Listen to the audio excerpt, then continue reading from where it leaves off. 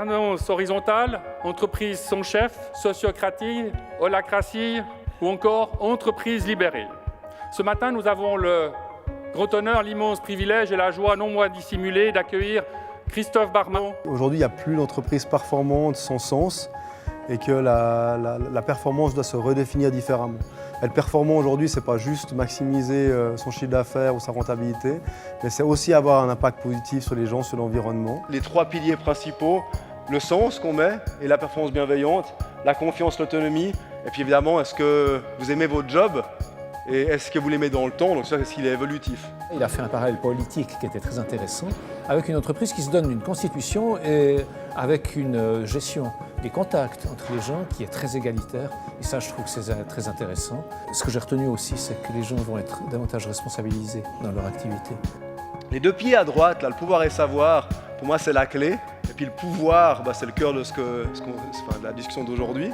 C'est que le pouvoir, s'il n'est pas dans les mains des gens qui font, forcément, il n'y a pas un engagement qui est maximal.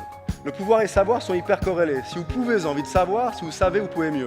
Je partage d'ailleurs beaucoup de points avec ce que j'ai entendu.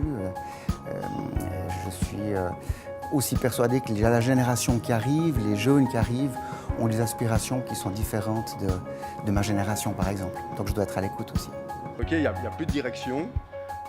Il n'y a plus que des porteurs de rôle qui ont l'autorité sur leur rôle. C'est relativement simple.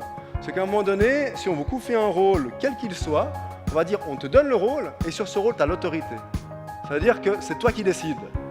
Et donc du coup, c'est vraiment de lier cette notion de performance et de plaisir et vraiment de chercher voilà, où est-ce qu'on peut avoir la meilleure performance et la meilleure façon de le faire pour satisfaire l'objectif commun.